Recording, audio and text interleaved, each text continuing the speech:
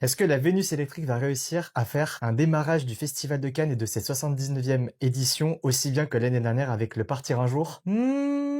Peut-être. Donc aujourd'hui, on se retrouve pour pouvoir parler de la Vénus électrique, qui est un film réalisé par Pierre Salvatori et avec entre autres dans le rôle principal Gilles Lelouch, Anaïs de Moustier et Pio Marmaille. Et donc on va suivre l'histoire d'un homme qui, après la mort de sa femme et qui va devenir veuf, va perdre complètement inspiration dans tout ce qui est son métier, qui est le peintre. Et donc en fait, il va aller voir une personne qui est une médium, mais plein de choses vont arriver, des rebondissements ou autres. Et donc je vais pas vous en dévoiler plus parce que sinon ça va vous spoiler le film. Et donc comme j'expliquais tout à l'heure, Partir un jour, qui est littéralement mon doudou, ce film, je l'aime d'un amour profond. C'est quelque chose qui m'avait tellement transporté et ouvert dans cette édition de la 78e de Cannes que du coup, pour la 79e, il fallait vraiment un film à la hauteur. Et en fait, ça marche du feu de Dieu. C'est-à-dire que là, on arrive à suivre une histoire pendant 2 heures où les 10 premières minutes, je me suis dit, ah non, mais ça va être vraiment quelque chose de complètement bateau, ça rentre pas dans le rythme. Et en fait, ça rentre carrément dans le rythme quand on voit la suite du film parce qu'on suit 2 heures où on passe par toutes les émotions. Autant du rire parce que le personnage de Lelouch est à mourir de rire que les 10 dernières minutes où je pleurais tellement sur mon fauteuil que je voyais plus du tout l'image en fait. Et surtout, en parlant de cette image, j'aime beaucoup le travail qu'ils font. J'ai vu pas mal de retours et de critiques de personnes qui expliquaient que ça faisait très téléfilm et je suis pas d'accord parce qu'en fait, le contraste marche beaucoup avec le métier du personnage en question. Et son métier étant peintre, il joue avec les effets de couleur. Et donc du coup, dans le film, on le voit assez souvent et on trouve ça très intéressant. Et si bien entendu, il faut parler d'une chose qui relève encore plus le film, c'est les jeux d'acteurs. Anaïs de Moustier dans le film, elle est merveilleuse. Pio Marmaille, il a un ton comique super fin et super intéressant également. Et surtout, il est tellement touchant. Enfin, le final, mais les larmes, c'est, sans spoiler parce que je ne spoilerai pas, c'est Roméo et Juliette des temps modernes et ça marche vraiment. Et alors, Gilles Lelouch, mais j'ai cru que j'allais me pisser dessus tellement je riais sur certaines scènes, hein. Donc pour le coup, pour ce début d'ouverture du Festival de Cannes, c'est vraiment un film que je vous recommande très chaudement d'aller voir quand il sortira. Donc il sort le lendemain et donc pour vous, ce sera le jour de la sortie de cette critique.